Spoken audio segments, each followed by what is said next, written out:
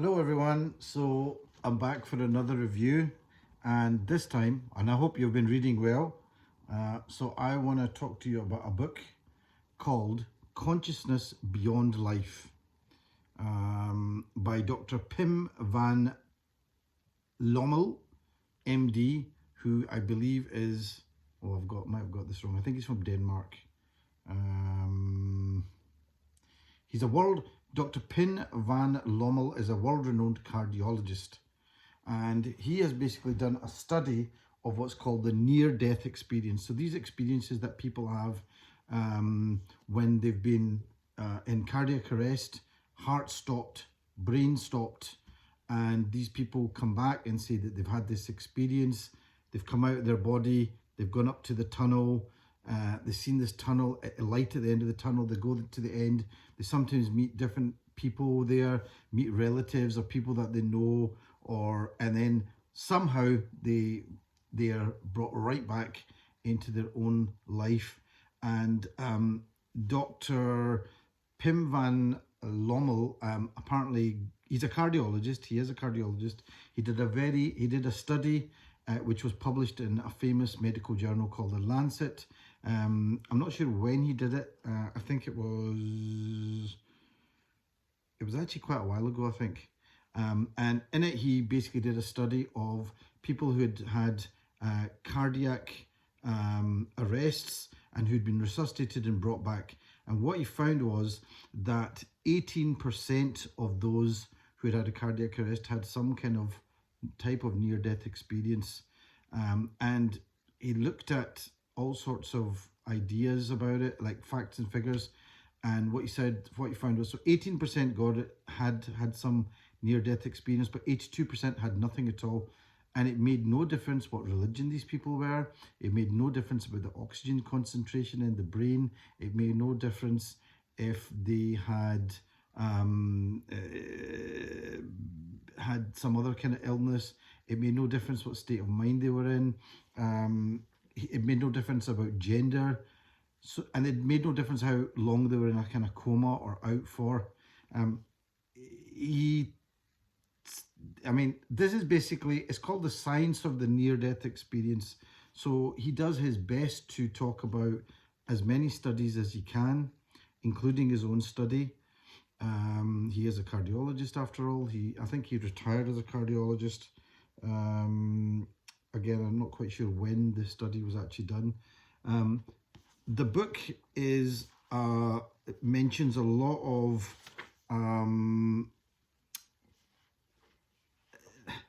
there are studies, and he mentions a lot about a lot of the book is padded out with what religious different schools of religious thought think about what happens after you die, and all that kind of stuff. So he talks about what people in India think, what Muslims think, what Jewish people think, what Christianity thinks, and what's coming, what people have actually, and he does talk about some of the experiences that some people have had, some very interesting experiences. So his own fascination with the subject happened when he read a book about somebody who was a medical student, and the medical student basically had a cardiac arrest, and the person was dead technically dead, no heartbeat, no brain activity, for a good something like 8 to 10 minutes. There was a nurse there apparently who was very upset by what she'd seen, and this medical student, she decided to persuaded somebody to inject adrenaline straight into the heart. She did, and lo and behold, this person came back. I think it took a little while, but he came back, and then this person relayed some of these experiences that he'd had, and Dr. Pim van Lommell decided that he was going to look into this more and more. So like I said, there's often the people, when they talk about we said near-death experience, NDE, it doesn't mean death, because these people, we would say they're not actually dead. They've been close to death, but they've come back somehow. And often the people that have come back, they describe the experiences of floating outside of their body. And there are some interesting experiments where they've tried to have messages up on the roof or something to see if they genuinely have gone out of their body, and obviously they'd read the messages. Nobody yet in the places where they've done this has actually come back and said, yes, I saw that message. However, that could also be because maybe you've got other things on your mind. Maybe you're not fully focusing on these things. There were a few instances where somebody has said they had heard people, when the brain wasn't functioning, that they'd heard conversations that, how they could have understood that, they don't know. I've heard religious people talking about how hearing is the last thing to go. So maybe when you are technically dead, you're somehow hearing, but then how would you understand what you're actually hearing? So it's all a bit funny, but people do talk about this idea of the tunnel and going towards this light. Other people imagine sinking down. It doesn't happen as often, but that can often be quite bad. People have talked about, when they've gone up, they've met relatives. And interestingly, they've talked about how the relatives have been the same age. So if they died as children and they've met these relatives afterwards, they've actually met them when they're like in their early 30s or late 20s. Same with like parents. So that was quite interesting, I thought. They seemed to be in the peak of their physical fitness. People have died who have people who have had near-death experiences, I shouldn't say died, who have near-death experiences who have been deaf, have said that they're able to hear things, but through a sort of telepathy. Other people who are blind say that they've been able to see things. So that's all very interesting. People have seen and heard things in a different experience. Many of the people who came back said they didn't want to come back. They hated it. They hated being back in their own body. It seemed as if they were in another sort of space. And there's an interesting phrase for this. They call it non-local space. Pin van Lommell comes up with this idea of non-local space where time and space don't exist. And you're able to sort of, like, time doesn't exist. So it's almost like you're seeing the future, the past, and the present all at one time. That was quite an interesting concept. So many of these people that come back wish that they hadn't come back, but other people say, well, they had stuff to do, they had children, or there was other stuff, and they felt they had to come back. So there were some interesting things. Near-death experiences seem to me be more common the younger you are.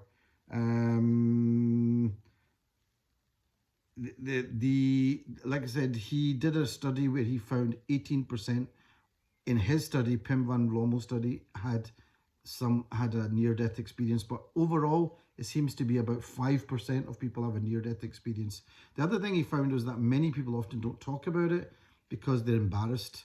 They're embarrassed and they just don't want to talk about this because they think they'll be laughed at, especially if they're professionals. But even if they're not, people don't want to talk about it. So this was another thing for the future. He thought maybe this is something we should be more sympathetic to, that this does seem to happen. Now, Pim van Lommell is not saying that this is proof of the afterlife, because what he's really talking about is the idea of consciousness. So this is really, although this is about talking about death, it's not proving that there's life after death, but it's proving that consciousness exists in a different way than what we thought. So for example, what he was basically saying, what he's suggesting is that consciousness exists in what's called non-local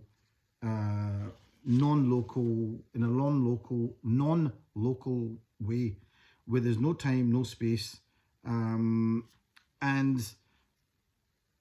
what he is saying is that when we think that the brain is responsible for producing consciousness, that is not true, that consciousness is located somewhere else. So it's almost like he was suggesting that consciousness is like around the body in some way, or it's in some kind of waveform, and the human brain somehow processes it into a way that we can imagine in this physical world.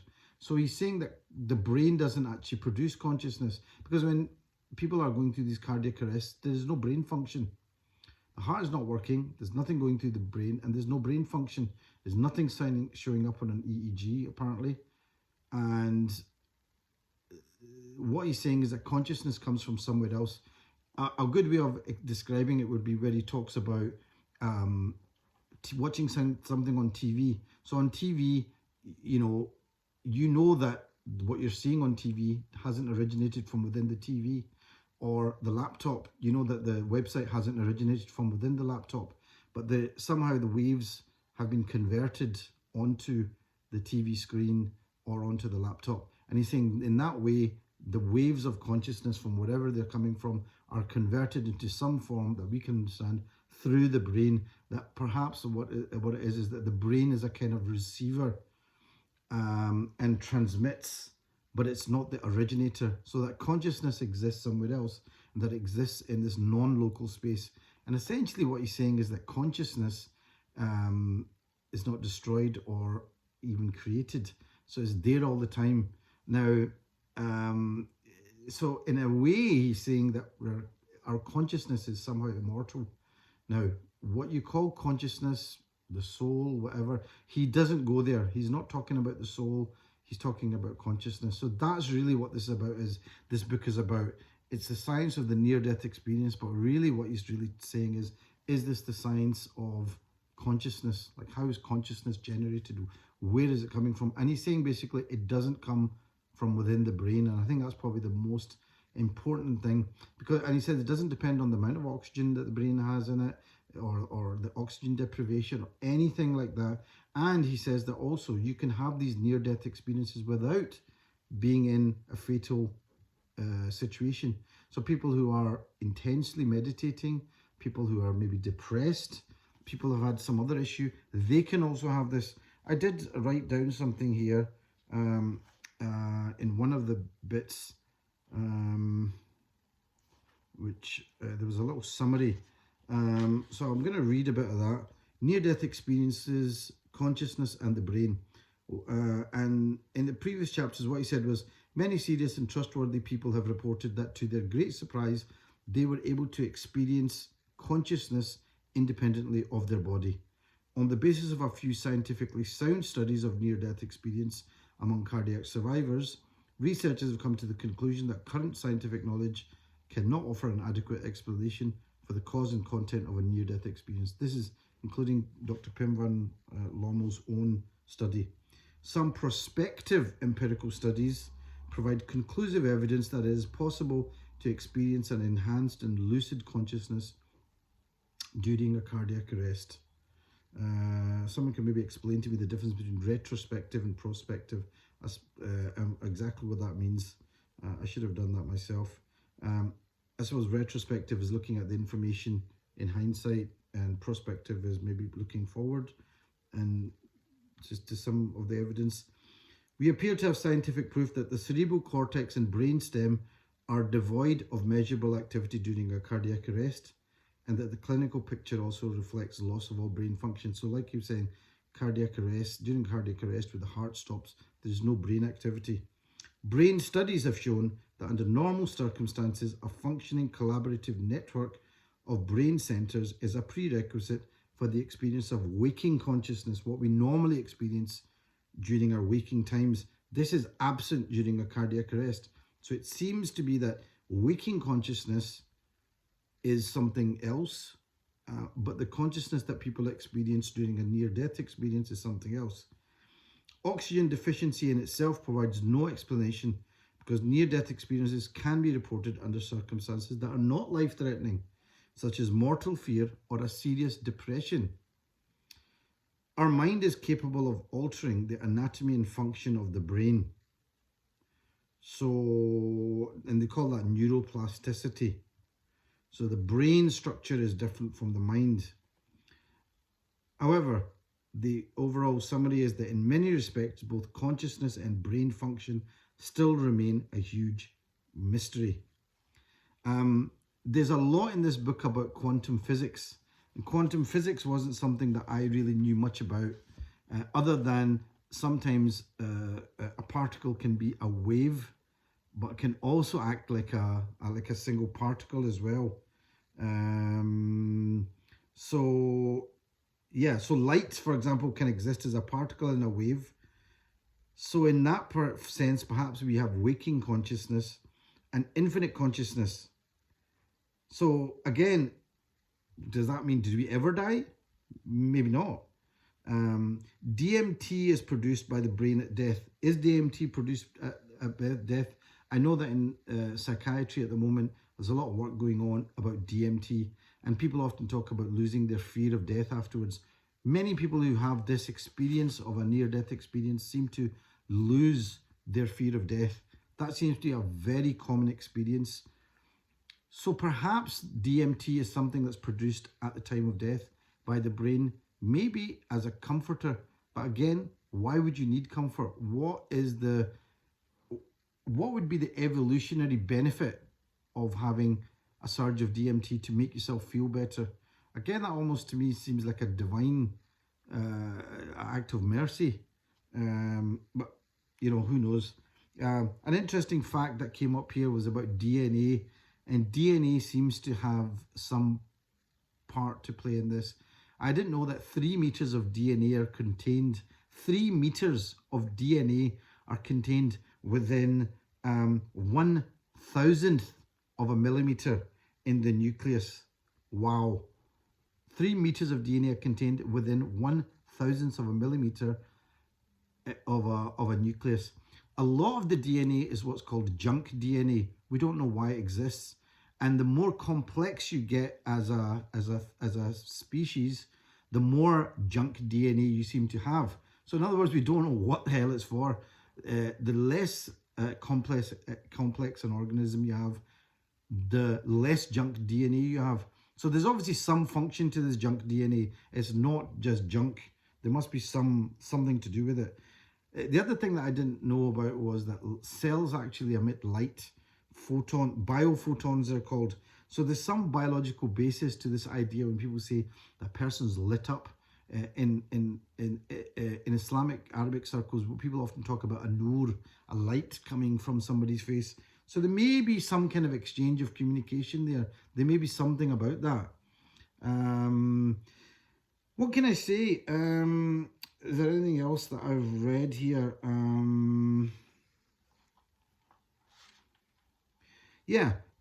Another interesting thing was he was talking about with atoms and things like that. So 99.99% of all matter is actually a vacuum. There's actually vacuum between the atoms. So if that vacuum is there, what is it? Is that non-local space outside of space and time? And perhaps that non-local space has got all sorts of information. So actually all sorts of things are possible. What do they come from? Is it our consciousness? Is it our consciousness that is programming this stuff to come from this ether that seems to be nothing, but it's clearly something? Jung, he mentioned Jung, and he talks about this collective unconscious, and he was saying that maybe that's where religion comes from, that actually we're all connected. We are genuinely all connected. It's difficult to tell where my hand ends and the other person starts, or this cushion starts and where I start. So yeah. So what can I say? This consciousness beyond life, the science of the near-death experience. I think if you're interested in the subject and you genuinely want to know about the studies, it's a good book. But it's kind of, it took a while to get through this. It took me a while because a lot of it gets a wee bit boring. It's not a collection of stories about, oh, I went there and I met my granny and this happened, although he's a few stories like that in it. But that's not what it's about. He's trying to get to the science of the near-death experience. But the bottom line is that it's not a proof that there is life after death. So if people want to say, well, this proves that there's life after death, it's not that, but it's more about, is there consciousness after death? And it sounds as if there's consciousness. This is a good case to be made, that because consciousness does not reside in our physical body. This is what Dr. Van Lommell is saying, that it's not in our body. It's not literally in our brain. It's not something that we conjure up. It's somewhere else. It's somewhere outside of us. And somehow we channel it through our brain and our DNA, and we live this life and this human experience out here in local space. But that once the heart stops, the brain stops, we are then somehow in another non-local space, which is outside of time and outside of space in a different way, you know, and that is really what he's saying, and that's what his theory is, but there's a lot more work to be done about it. So in that local space, do we ever live? Do we ever actually die? Do we ever stop existing? It sounds as if he's saying that we kind of always existed. I always thought, I was thinking, does that mean that reincarnation is something that is real? He says that you could make a case for it, but he can't necessarily say that it's true. He said there are plenty of places where people have said that they've come back after maybe 40 years and they've had memories of people. But again, he was saying that these memories could be something that are downloaded in some way. And like maybe you can play a tape on another cassette deck, but it doesn't mean that it's a different cassette deck, or it doesn't prove that that's transformed into something else. But you can play it on another, you know, piece of hardware. So he's suggesting that maybe there's something like that going on. So he doesn't come down to firm conclusions. The main conclusion that he comes down to is that consciousness doesn't come from within the brain. It's coming from somewhere else, and it's being transmitted through the brain and this body. Anyway, hope you found that interesting. Consciousness Beyond Life, The Science of the Near-Death Experience by Pin Van Lommell. If you're a doctor, I think, or somebody who's got scientific background, you want to see what studies are out there about these things, I think you would enjoy this. Okay, I hope you enjoy that. Thank you.